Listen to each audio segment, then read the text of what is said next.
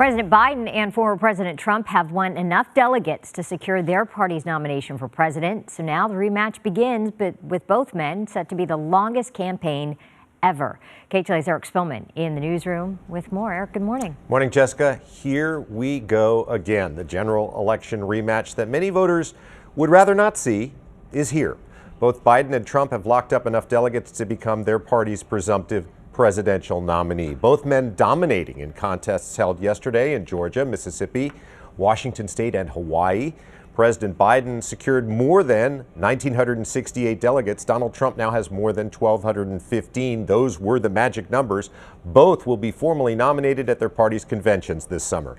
It is the first race featuring two U.S. presidents since 1912, the first rematch of presidential candidates in 70 years.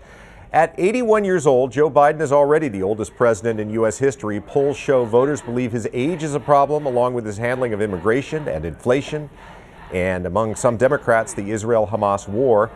Last night, he put out a statement saying that the threat Donald Trump poses is greater than ever, and his campaign put out this commercial. Let me say a few things before I take. Are you ready to defend democracy?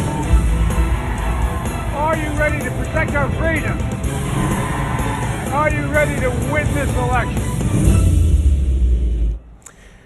Donald Trump is 77 years old and faces 91 felony counts tied to his handling of classified documents and efforts to overturn the 2020 election. He's scheduled to go on trial later this month in Manhattan on charges relating to hush money payments to a porn star in 2016. In a social media post last night, he called winning the GOP nomination a great victory. Our nation is failing. We're a nation that is in serious decline. We've never had a situation like this where we're not respected, we're laughed at, we're considered almost a joke. Polls show majorities of voters view both Trump and Biden unfavorably. Many say they wish that they had different choices. I would love to see our country represented not by someone in their 80s who's a white man. I think it would be really nice to have representation, really important to have representation from some other demographic, kind of any other demographic at this point.